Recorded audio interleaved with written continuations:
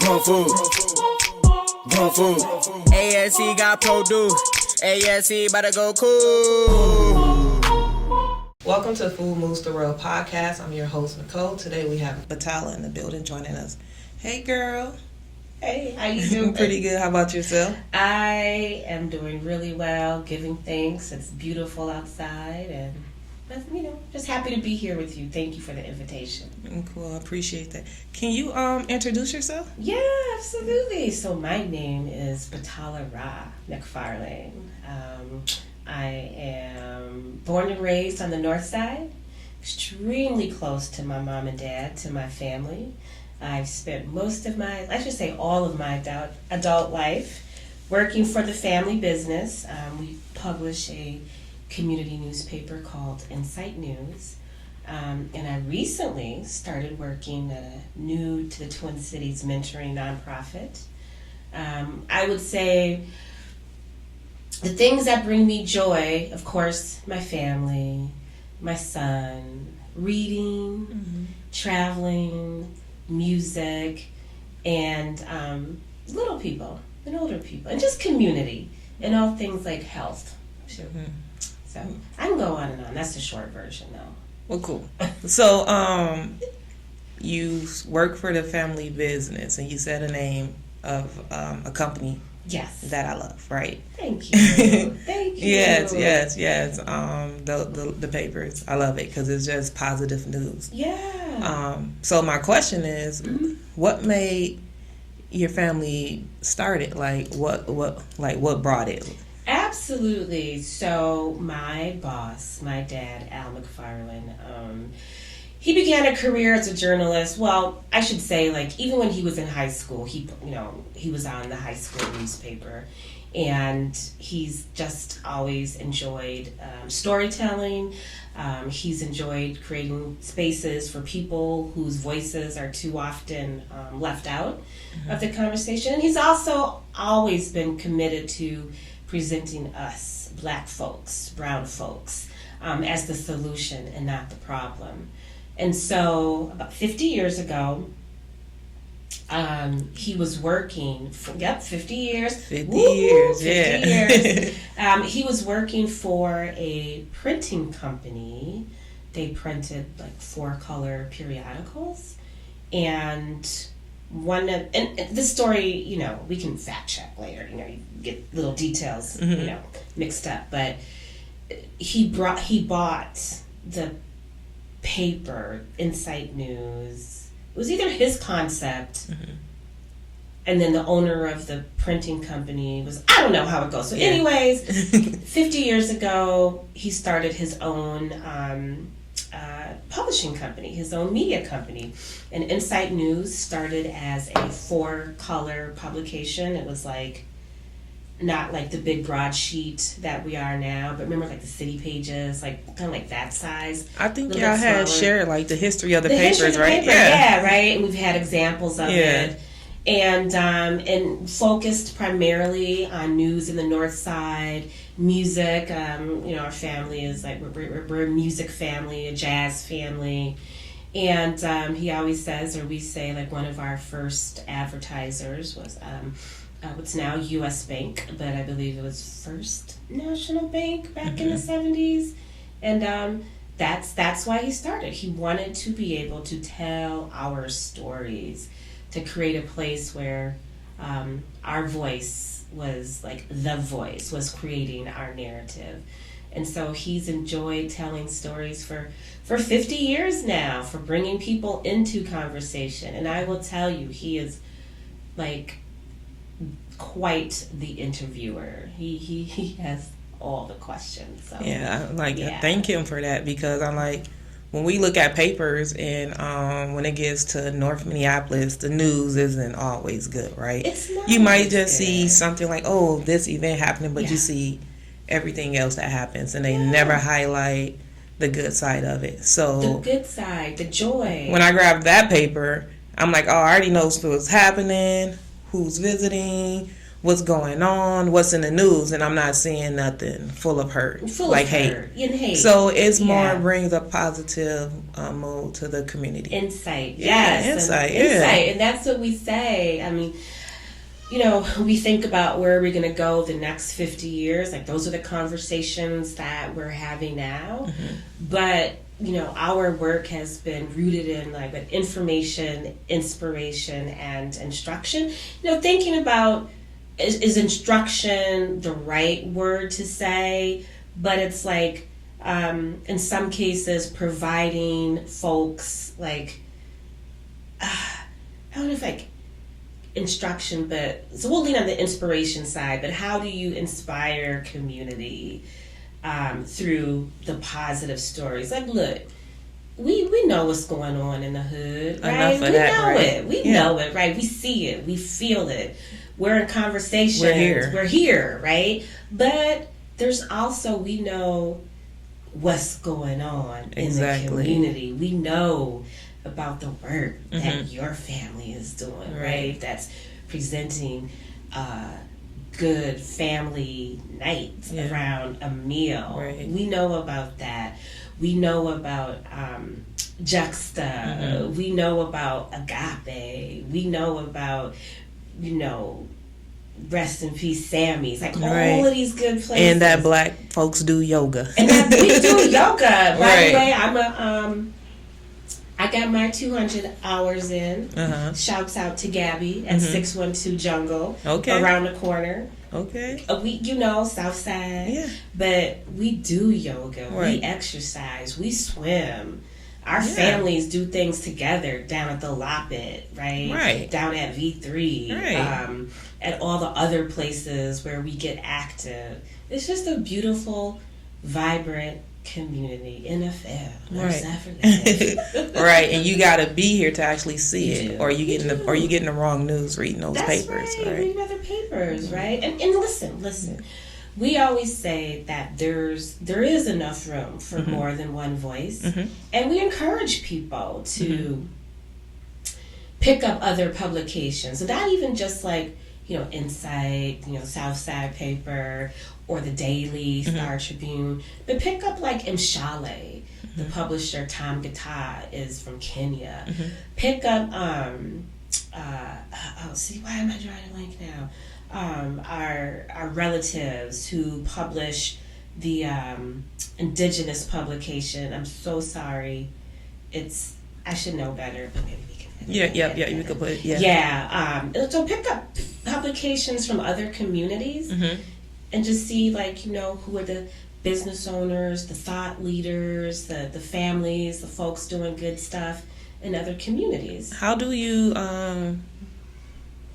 get those papers, right? Like, you like maybe like if you're over south and you walk into the Minneapolis American Indian Center, right? They probably have the publications over there. If you like the Hmong American Press or Hmong Today, mostly like over in St. Paul, businesses probably along like the university corridor. So sometimes it's going into community. And I think and grabbing a publication. And that's the other thing, community, building community. How can you stay connected? It's like going outside of your comfort zone. Right. And I'm gonna go over here and, go over to, they've got some programming at the, like I just said, the Minneapolis American Indian Center. I'm going to go over there and participate in something. Or if you work with young people, right? Taking your young people over there to experience, some of their cultural offerings. Yeah, and then you can pick up a publication. But also, too, we were just talking about technology. You can jump online and see digital version of it. That's right, and see what's going on in community. Look at it. I never thought about it, but I've seen it, right? But it's like you got to go outside of your community to get that news, like.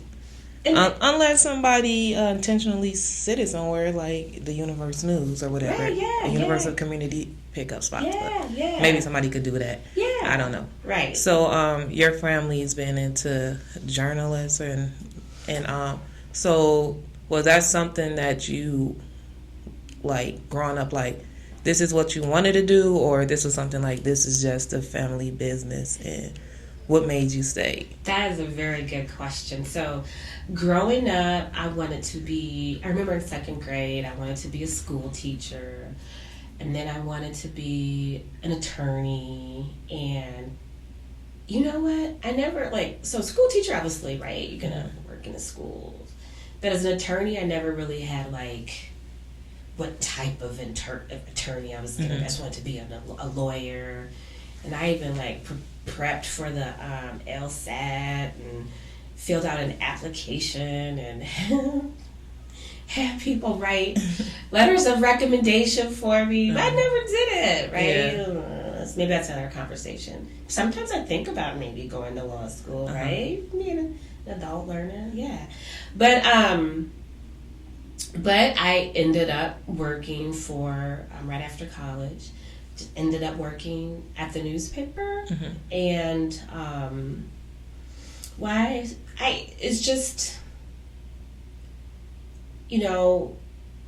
being in a place where, so yes, internally, and you are working with other people, it's a good place to work. Yes, and you get it, right? And I get it, right? It's what I know.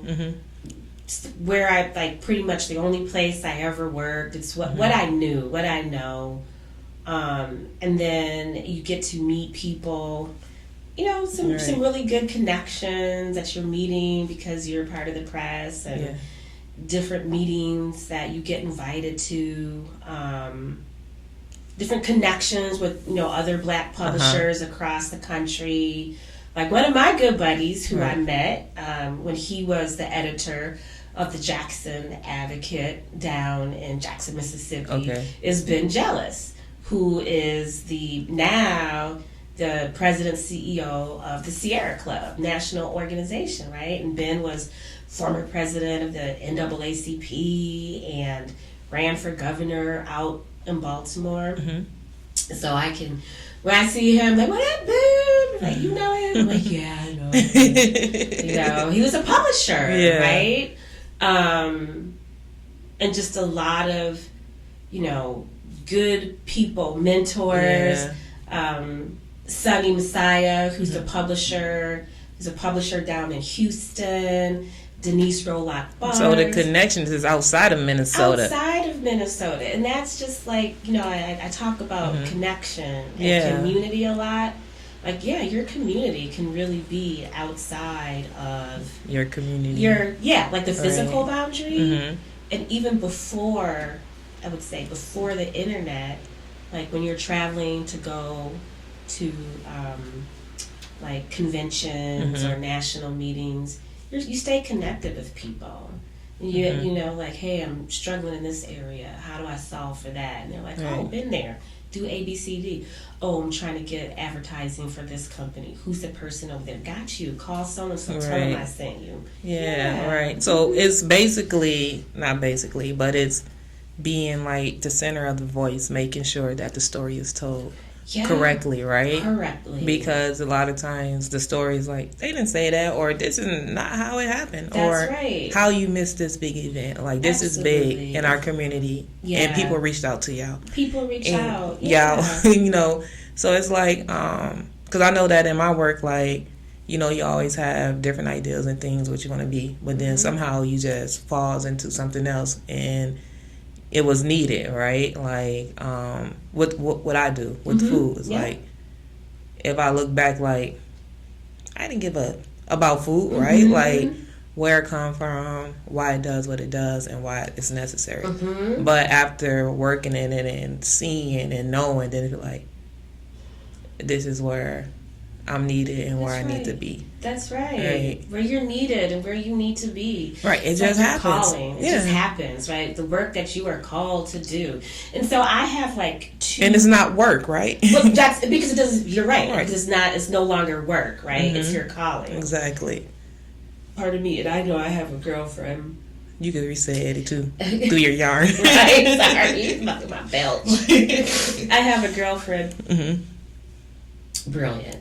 And I remember just, one day we're just talking about work and life, and But she said, she was like, I see my work as my ministry. And I was like, ooh, yes, I love that.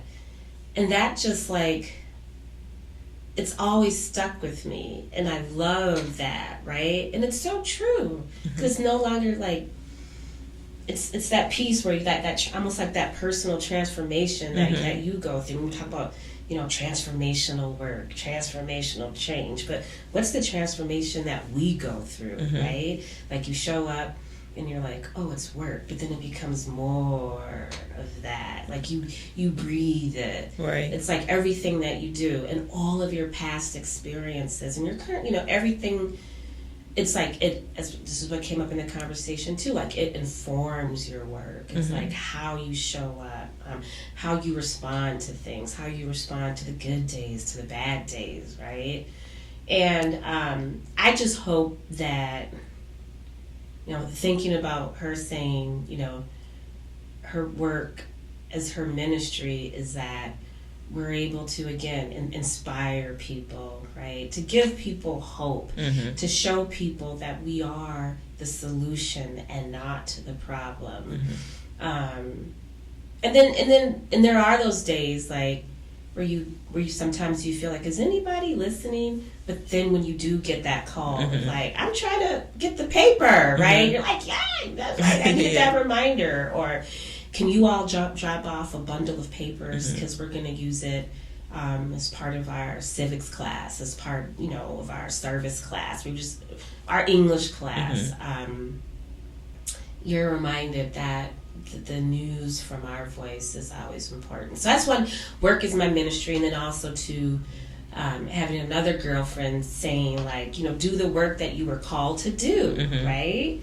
And again, like when you get into that flow, you're like, yeah, this is what I've been called to do. And I think that's one of the things that my dad always says, like he was called to do this work, to tell the story, to provide a place where other folks can tell their stories. So it's very rewarding work. Right. Yeah, it's hard work. It is. Sometimes we don't talk about that part, right? And what it takes to own and run a business in this market can be very hard. But I think that all of those, we're still here 50 years. Right. That's a long time. And you just keep keep going. Right. And keep going. So it's hard work, but it's rewarding work.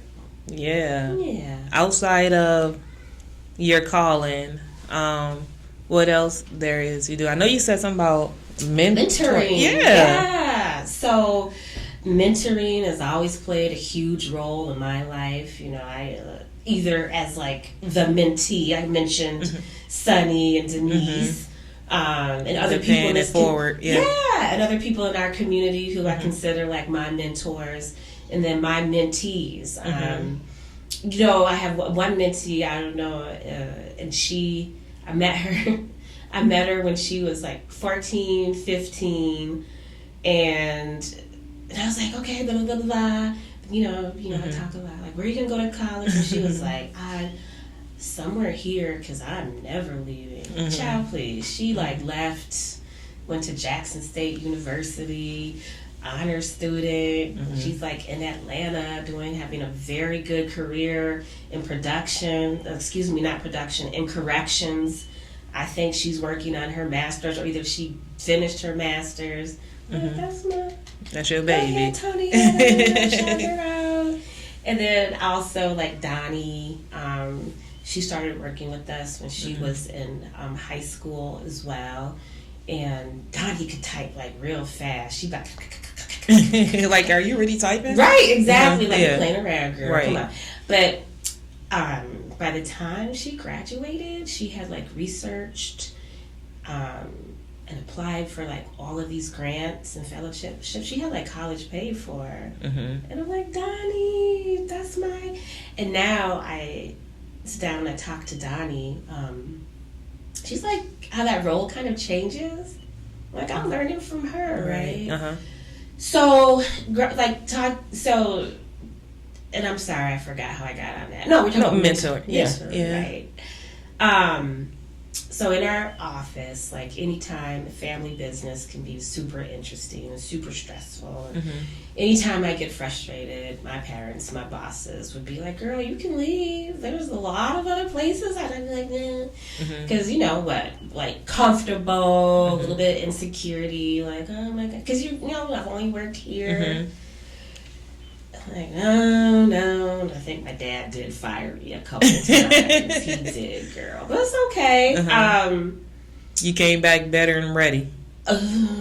Yeah. Yes, like that, yes. Really? Came back. Right. Better and ready. So about almost 2 years ago, a friend sent a job opportunity. It was like, hey, network, if you know, it's a new mentoring organization opening in Twin Cities. If y'all know anybody who'd be like a really good operations director, have them apply, send them my way. And I was like, let me see what this is. So I opened it and I was like, that's all the stuff that you know, that's what I do for the business. So I'm not like writing, right? I'm managing a small team, leading a small team. Like this is the stuff that I do. And then just like mentoring, right? And connecting young people in our communities, the young people who need the most support with our mentors, our paid professional mentors or full-time employees of our team. They work with them one-on-one in the community, one-on-one in the schools, and we stick with our children and our families. We're 2Gen for 12 plus years. Yeah. It's very intentional mentoring, so it's not just going like to the park to play ball. It's not just going to the children's I want to see you grow and become successful. Yeah, and these are how we're going to walk alongside. Your support, because these are your intermediate goals, focusing on school success, making good choices, improving health, social and emotional learning, right? Well, what does that look like with like a 4 to 6 year old? It's like, so you're playing a game, maybe it's like a board game, and we don't let kids win, right? I don't let my own child win. You gotta earn it, right? Right. Like you lose, so like if they lose, are they gonna flip out? And respond the way very age appropriate to respond that way. Those big feelings, but then you talk about it, like you know what? Yeah, losing's not always. It's not. It can be painful. Embarrassing. Let's talk about how you feel. Let's also talk about how you respond. So maybe you're not flipping the whole board over, or you're getting up and walking out the room because you lost. Maybe you just say, Ms. Batala, I'm a little bit mad because I lost. Like, I know, I get it. Sucks. We don't say that. I'm gonna say sucks. I won't use that language, but and then you can, that conversation always like, well, so how would that look when you're in the classroom? Like if somebody comes up and takes your toy and makes you angry, maybe you don't hit them, or maybe you don't go grab it back. Maybe you talk to them, or you can tell the teacher. So like those life skills, those goals, and we walk alongside them. We incorporate the parents in the program, so they're on board. There's complete alignment, so they're supporting the child. So the family stays. The family stays, cool. and sometimes the parents may be like, "Hey, we're short this month, and we need some support with groceries. So we got to talk offline, right? Where can we send those parents? Yeah, right. Maybe we, like I said, talk offline. Yeah. We can have the parents come to community cooks. Community cooks. So, it's been really rewarding. And the other thing that excited me about the opportunity, it was like, the literature on the program, right? You go into the national website, it's like, our children, children enrolled, don't quote me, but like creating their own story. I'm like, yes, again, right? The story. Because too often people create the stories about us. Right. And, it's important that we know that we have our own voice and that we are responsible for our story. And we're telling our own stories, right? Absolutely. Yeah. And so I will always be connected to family business, but I spend most of my time these days at the mentoring nonprofit. Yeah. Necessary. Like a true Jamaican, I have several jobs. Yeah. With the family, so appetite for change, we deal with food, right? Yeah. So I asked with food. Now I'm losing it, but so appetite for change, we deal with food. So I always ask a question like, do you feel like food plays a major role in the way people show up, like their daily performance, like with the food they get, like depending on the items they take and if they have enough, like by you being a mentor, do you see that in the families and the kids? Like, absolutely. And I've even seen it like outside. Yes, everywhere. Everywhere. And even when you have those aha moments. Mm-hmm. So one of the things I love to talk about is like my kid. Yeah. Right? I mean, he's hilarious. He's brilliant. Mm-hmm. He's so cute. He tells me, "Mommy, I want to annoy you today." Right? The boys, right? And he does, but in a good way, in a very good way. However, at least he tells you. He does. I'm like, why are you doing that? Because I want to annoy you. They give you them little eyes or come. Yeah, right. So when he was in pre-K, he wasn't waking up from naps, mm-hmm. and like it'd be really hard to wake him up. And I also noticed, because we co-slept for a long time, that he was snoring like a grown man. And I'm like, he got some sleep apnea maybe. And that's what his teacher was like, maybe check and see what's going on. So long story short, he has like severe obstructive sleep apnea, and mm-hmm. he had to get his tonsil out. And so he was exhausted. Mm-hmm. And in conversations with the doctors, they're like, oftentimes kids are exhausted in the morning. And when they're exhausted, they're big emotions, crying, irritable, like an adult. Think about mm-hmm. when you're tired. You're like, ooh, don't want nobody to talk to right. you. You're short. They're tired. So then that led me to think about, I'm like, dang, what about all of our little kids who are just exhausted? Mm-hmm. And then when they get to school, what are they eating? Not even when they get to school, but maybe sometime they're getting like a Tahitian treat. Anybody drink that anymore? Maybe I'm tripping. No, I think that's still a thing. But it's like a sugar. It's gross. Have you drunk one as an adult? As an adult, right? Probably like, ugh. But they're getting like a sugary drink in mm-hmm. the morning, sugary cereal, or like chips, Doritos, and all of us have done that. Mm-hmm. You'd be like, just don't tell grandma you eating Doritos in the morning, right? But like for kids who don't have the proper or access, yep. mm-hmm. so it's like they're sleepy because either they were up too late mm-hmm. or they've got that sleep apnea. Mm-hmm. So they're sleep deprived. Then they get sugar, so they're up. Mm-hmm. Then they crash, and they're just like totally. They're not regulated. They're off, out of. But it's food. Right. It's all food. The diet, or even talking about how children show up, mm-hmm. and I try not to say behavior because that word gets, I think, abused mm-hmm. when it comes to like black and brown kids. But how are kids showing up? Mm-hmm.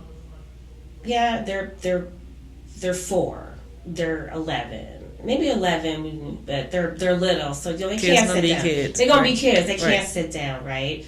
But maybe it's like if you have a child who has a little more energy, you don't give them sugar. Like mm-hmm. Reggie, like we really pay attention to how much yep. sugar in the diet. And I even had a friend like when we went gluten-free, we even saw differences in how he was showing up. Mm-hmm. But that takes like conversation, mm-hmm. that takes access to the right foods, to green foods, fresh foods, mm-hmm. minimally processed foods. That takes thought and scheduling. Yeah, the knowledge of knowing. Yeah, and what if you're like working mad jobs, or you working and you can't afford it. You can't afford it, right? So processed is usually cheap. It's the first thing you see. Yeah. We went over, like when he was little, I was like, I'm about to get some Cub chicken for dinner, mm-hmm. right? And the first thing is the snacks. And he was crying. I was like, moms was looking at me like, you ain't gonna tell him to stop crying. I'm like, girl, no, he's 2. We don't do that. We don't do that no more. And he's crying because he saw that stuff and he couldn't have it, right? So it's like, what are what's available, what's cheapest, and what are we programmed? Like your family cooks night, like so good. Like, how many young people know how to cook besides like ramen noodles? Noodles. Not a lot. Beans. Right. Like, some folks be like, ooh, you eat beans? I'm like, what? Yes. Beans is black beans, pinto beans. All the beans. All the beans. And rice, off of $10, I could feed mad people. That's what my mom did. She's from Mississippi. And sometimes you don't even need meat. Onions, garlic, seasoning. and seasoning. And you're good. You're not missing nothing. No, the beans, all like the protein in beans, like, the iron. You got everything you need. Got everything you need. And rice, maybe you shift between white rice and brown rice. The concept of dinner time is just like it's made up. Made up. And the grocery store, kind of, you talked about the grocery store. People run out of money because as soon as you go, in a particular grocery store, you see all the sweet stuff. They done better by now. Yes, but I've noticed you already got all the kids' snacks before you can really grocery shop. So now you're not buying the fresh. You're buying the processed, the quick and ready to go. You're buying the frozen because now you're coming short because you got all, my kids love these snacks, right? Yeah, right. So not being intentional with a grocery list. That's right. And most, not all, some people just don't know because we normally shop what we already ate, what we grew up on. Which you've been, right. So that's you're not even finna challenge or even think about buying something different, right? Totally. Like, you see nothing wrong with it. Everybody ate it. This is how we ate it. And this is what it is, right? Yeah. So I don't know if you knew this, but like for several years, like we hosted a fitness challenge, the Insight to Health Fitness Challenge, and we would have like lots of conversation with our participants around food, like attitudes towards food, like just mainly that attitude towards food, like what does your schedule look like, like can you cook more, just like all of those things. And some of the things that were always interesting to me, when people would be like, I never eat chicken breast because it's so dry. And so then it was like, I got you. I understand that. But you can add these spices and seasonings and prepare it this way. And are you cooking it correctly? Right. And it's like grown adults. Yeah. Like to never have like that, never, but no judgment zone, right? Yeah. Some people just never ate chicken breast. Or people say like, well, I eat salad. It's like, what kind of salad you eat? That salad with the loaded dressing? With the French and the blue cheese. Look, I'm like, French blue cheese, some cheese, all the good stuff on like a fun salad, right? Because about moderation. The bacon and the chicken. The bacon and chicken, some avocado. Just, that's the fun salad. But what about like a salad with some oil and vinegar, or it's like some oil and vinegar based Italian, which are, fresh cucumber, onions, just like all like just green raw veg. And toss the romaine and drop in some kale or something. Yes. Or some collards. Yeah. Maybe do you add like any seeds sometimes? Yeah, like the either walnuts, sunflower seeds. Yep. The any seeds. Throw any seeds, any beans, everything in the salad. Yeah. And then I do like a can of rinsed beans, right? Or if you know, just buy the bag of dry beans, rinse them, throw them in a bucket with some water overnight, and you good.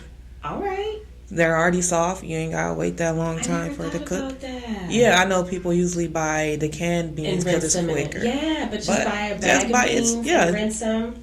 Rinse them. Put them in a container. You could put them in a mason jar, a bowl, or whatever. Just playing with it.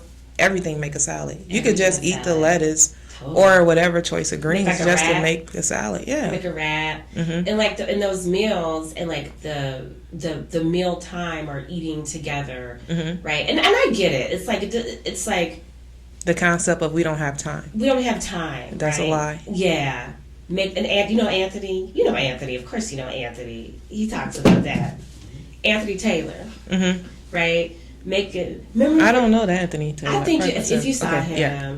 But were you at the one meeting with Nas when we were down at the Loppet, and I'm not sure if it was that meeting, but one of the things that he talked about was like our relationship with Yeah, food, I was at that table, yeah. And yeah. like the passing the food, like the fast food and like eating it in the car and not waiting to like get to a place and sit down and sitting down and be intentional. Yes, eating. yes. Yeah. I be catching myself with that. That's about it is. So now I just part like if I'm gonna pay for it, I might as well go in and eat and be intentional while I'm rushing. Why are you rushing? Yeah. And that's the time. And then again, when we were talking about technology with our son, it's like put the phone away.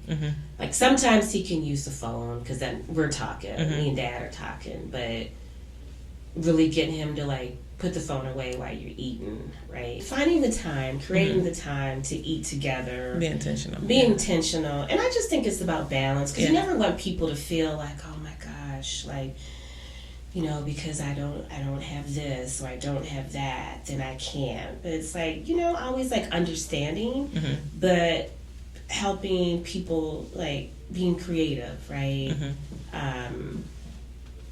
You know, if your budget is like smaller, then how can you still be creative? Like the farmer's market in the summertime or right. I always say check your cabinet first. Check your cabinet first. Because you already got half of everything you need. And you don't always need to buy the stuff from the store because you can make it at home. You already got the base of the ingredients. And all the recipes are online. So just do it. And have fun. And let your kids, you know. Have fun. Cook with you and have fun. But I think food is so important. And a friend of mine, we were talking one day, he was like, Batala, how many, you know, opportunities are there to buy fried chicken from like West Broadway in Washington all the way down to West Broadway, like when you're going into Robbinsdale. And I think we were like 25. That's a lot. And again, I'm not like one of them like never. But what about the and? Yeah. Right. Like the other options. Exactly. Yeah. But that's what they assume that we want over here. Do we eat it because they put it here, or is it here because we eat it? That's right. And I like that. And that's just something that you have to think about, because a lot of people only eat it because that's what they have access to. And if we had access to everything else like every other community, I'm sure that they would eat that too. Yeah. But they don't assume that that's what we want. We just want chicken. Right. I'm like, and fried at that. That's what's available, that's right? What's available. Like, that's what, give us other things, options. Okay. Right? Yep. And folks, like, even with although it's like the whole like vegan movement, right? The plant-based movement, and yes, it's still comfort food, but folks are really digging it and leading into the alternatives to meat. And I think that's a good place to start, right? Again, like all plant-based does not have to be comfort food, but you could start there and just understanding that no, you don't need like animal protein in every meal, right? But I think that there's so much like community that's built around food. Yes. And so much joy. Just think about when you get together with your people. It's like, what we eating? Exactly. You know, and it better be good. I'm about to say, what's on the menu before I say I'm coming or not? Right. Who cooking it? Exactly. You know, we got to ask all those questions. And who's making the main dishes. Right. Because they either break the arrival or make the arrival. Right. Exactly. Or you'd be like, who's coming? It's like, okay, let me get there early so I can get my plate. Exactly. People start breathing over it. Exactly. So, all right, cool. So, hey, we're coming to an end. So I always ask this question. about legacy, our legacy, my legacy, your legacy. What do you want to be remembered by? Oh, I want to be remembered as a person who, like, brings out the best in others, right? Mm-hmm. I want to be remembered as a person who, it's about community. Mm-hmm. A person who is, a creative thinker, and like a good mom, a good daughter, a good friend. I'm an Aquarius, so when we talk about friends.